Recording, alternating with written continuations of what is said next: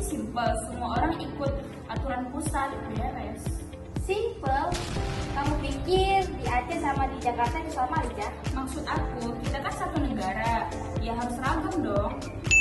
Tunggu dulu. Kalau seragam semua, berarti nanti mie Aceh dilarang dong karena terlalu pedas. Gimana? Boleh aku jawab jujur? Boleh, Gin. Kenapa? Setiap kali aku dengar kata integrasi, justru aku betapa ingatnya jauh Papua dari kata itu. Kebijakan dibuat di sana, kami yang di sini tidak dipertanyakan, itu integrasi.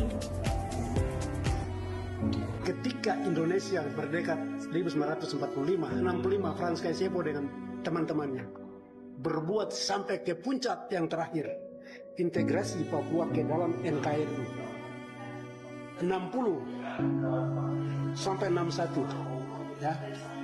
Itu Belanda menyerahkan kekuasaannya kepada PBB itu tanggal 1 Oktober 1962. Ya, itu sejarah. 62 itu diserahkan kepada PBB. PBB di bawah UNTEA. Di bawah UNTEA itu 7 bulan lamanya. Tapi 7 bulan itu dianggap oleh Indonesia itu sangat membahayakan. Karena ada virus Belanda yang menaburkan kepada kelompok anak-anak Papua. Ada pro dan kontra. Itu terjadi di mana? Itu terjadi di 63 ke atas. Karena isu itu sudah ditebarkan sejak mulai penyerahan pemerintahan sementara. Ini. Aceh juga pernah ke sana ya? Bertahun-tahun lalu kami berjuang buat bangsa Indonesia, tapi karena kasus itu.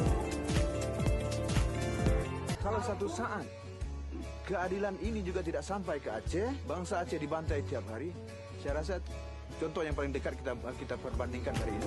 Aku nggak pernah mengizinkan itu sebelumnya ya, mohon maaf. Nah, iya, ini inti dari tugasnya.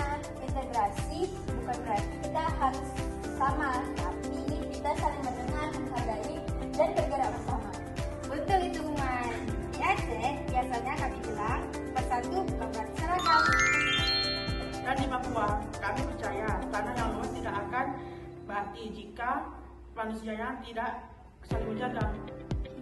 Oke, aku paham. Sekarang, jadi integrasi itu soal kepercayaan ya, bukan keseragaman. Nah, itu dia ide yang sebenarnya. Jujur, aku belajar lebih banyak dari kalian hari ini daripada dari manapun. Itulah gunanya kita duduk di sini bersama saling berdiskusi. Indonesia itu bukan milik satu suku, satu pulau, ataupun satu suara. Indonesia milik kita semua, dari Sabang sampai Merauke. Bhinneka Tunggal Ika. Indonesia adalah negara yang besar, terdiri dari ribuan pulau, ratusan suku, bahasa, budaya, dan agama yang berbeda. Namun perbedaan itu bukan penghalang melainkan